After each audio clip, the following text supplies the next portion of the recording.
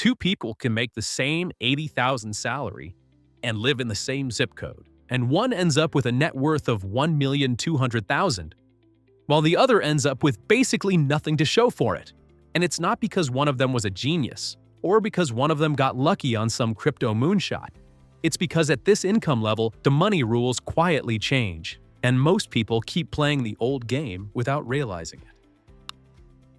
So here's what we're gonna do. I'm gonna walk you through two real-life style paths.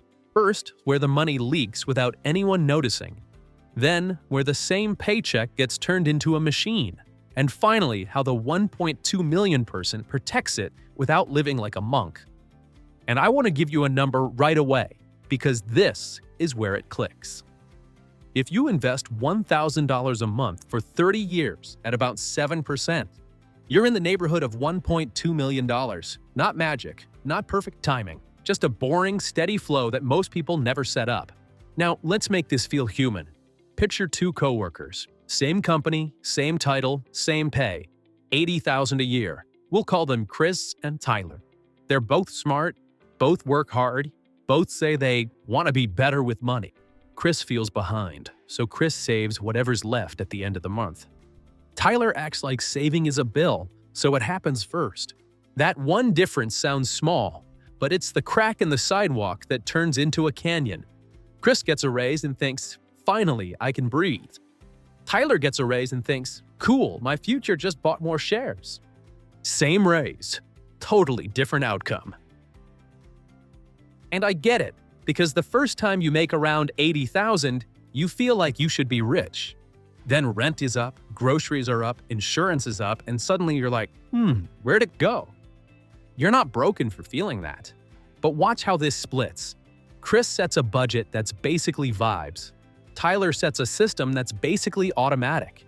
And by the end, one of them is stressed with a nicer car, and the other is calm with a 7-figure net worth. All right, let's start with Chris, because Chris is doing what most people do. Chris contributes just enough to the workplace retirement plan to feel responsible, but not enough to actually move the future. Chris keeps 5 figures in cash just in case, because cash feels safe, even when inflation is quietly eating it. Then the lifestyle upgrades sneak in. A car payment that's only $500 a month. Eating out because the week was brutal. A couple subscriptions. A new phone on a payment plan. Nothing crazy, just, constant. That's how it gets you. And the biggest trap is that Chris still believes the path to wealth is found in one big move. The perfect stock. The perfect time to buy a house. The side hustle that pops. So Chris keeps waiting for the moment where it all becomes obvious. Now Tyler. Tyler also makes $80,000. Tyler doesn't love budgeting either, and Tyler isn't tracking every taco. Tyler just forces the important money to move before life can grab it. Tyler starts with the workplace plan, because that's where the easiest win lives. If there's a match, Tyler takes every dollar of it, because an employer match is basically a guaranteed return you can't get anywhere else. Then Tyler sets contributions to rise automatically each year, even if it's just 1% at a time, because future Tyler shouldn't have to renegotiate with present Tyler. Here's what that looks like in real money. Tyler puts in about 10% of salary into the retirement plan. On $80,000, that's $8,000 a year. If the employer throws in, say, 3%, that's another $2,400. Now we're at roughly $10,400 a year going into investments before Tyler even thinks about extra saving. Chris, on the other hand, does something like 3%, maybe 4% in a good year. That's around $2,400 to $3,200. Over 1 year, the gap doesn't feel life-changing. Over 10 years, it's a whole different life. Now let's talk about the cash feels safe problem, because this is where people quietly lose the game. Chris keeps, let's say, $20,000 in a savings account because it feels responsible. Tyler keeps an emergency fund too, but Tyler draws a hard line. The emergency fund is for emergencies, not for I'm nervous about the market. A clean benchmark for a lot of people is 3 to 6 months of core expenses in cash, not 3 to 6 months of your fantasy lifestyle. Core expenses, rent or mortgage, utilities, groceries, insurance, minimum debt payments, basic transportation. If that number is $4,000 a month, then 3 months is $12,000. 6 months is $24,000. That's it. Everything beyond that needs a job, and the job shouldn't be sit there and feel comforting. Because here's the math that doesn't care about your feelings. If you're earning around 7% in a broad, boring index fund, money doubles roughly every 10 years. It's not a promise, that's a rule of thumb. But it explains why Tyler gets ahead so fast once the machine's running. The first doubling feels slow, the next one feels unfair. Now we zoom in on the difference maker nobody wants to hear. Savings rate beats salary once you're in the middle class. Not forever, but for a long time. Chris makes $80,000 and saves maybe 5% when things are good. Tyler makes $80,000 and saves closer to 15% across retirement, plus extra investing. And Tyler does it without feeling deprived, because Tyler doesn't let fixed costs explode. This is where the car shows up as the silent villain. $500 payment isn't $500. It's $500 plus higher insurance, plus higher registration, plus the opportunity cost of what that money could have become. $500 a month invested at 7% over 30 years is around $600,000. So when Chris says, it's just a nicer car, Tyler hears, that's a chunk of my future net worth driving around depreciating. And before you get mad at me, I'm not saying you can't have nice things. I'm saying you can't have every nice thing at the same time. The order matters.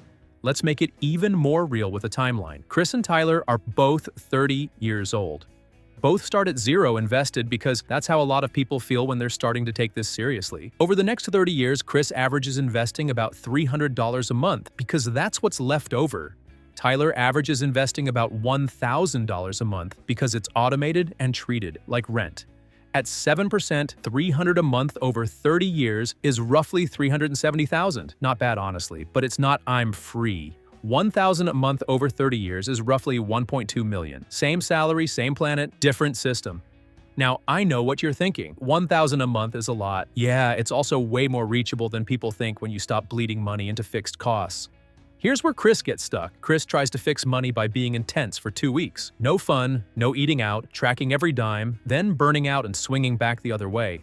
Tyler fixes money by removing decisions. Tyler makes the default behavior the right behavior. This week, log into your workplace retirement plan and set your contribution to a level that actually stings a little, then turn on auto increase if it's available. If you can't stomach 10%, start at 8. If 8 feels insane, start at 6. And set the auto increase to 1% a year. The goal isn't bravery, the goal is a ratchet that only turns one direction. Now let's hit a common mistake I see with people earning around $80,000. They obsess over the investment choice and ignore the contribution size. They'll spend 3 hours researching whether Fund A beats Fund B by a fraction, while they're only investing $200 a month. That's like arguing about which gas station has the best fuel while your tank is empty. A better approach is to pick a simple, diversified setup and push the cash flow through it. Broad index funds, low fees, automatic investing. Then your real strategy becomes career growth and controlling fixed costs. Quick pause. If this breakdown is helping your money path feel clearer, hit subscribe. I make calm, honest deep dives like this every week. Another common mistake is thinking debt has to be either pay it all off first or invest everything and ignore it. That black and white thinking keeps people frozen. The smarter move is to treat high-interest debt like an emergency and low-interest debt like a math problem. If you've got a credit card at 20%, that's not debt, that's a fire. You put it out first. If you've got a student loan at 4%, you can pay it down steadily while still investing, especially if you're getting an employer match. Because skipping a match to pay a low-rate loan faster is usually leaving free money on the table. Now let's talk about what actually creates the gap between comfortable and 7 figures. It's not one decision, it's 3 categories of decisions that repeat every month: your housing, your car, and your automatic investing. Housing is the big one. Chris stretches for a place that feels like I made it. Tyler buys or rents a place that leaves room in the budget to invest. If your housing cost jumps by $600 a month, that's not just $600. That's 600 times 12, which is $7,200 a year. Over a decade, that's $72,000 you didn't invest, plus the growth you missed. And this is where people get mad because they'll say, yeah, but I deserve a nice place. You might. But deserve doesn't show up in compound interest calculations. You're either buying comfort now or buying options later. You can do both, but you've got to pick the timing.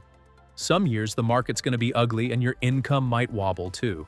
Here's how Tyler handles that without spiraling. Tyler has a real emergency fund, so Tyler doesn't sell investments when the market's down. Tyler also keeps investing when things feel scary, because that's usually when shares are cheaper. Chris watches the account drop, panics, pauses contributions, and waits for clarity. That pause is expensive. Let's put numbers on a typical panic move. Say you've got $100,000 invested and the market drops 20%.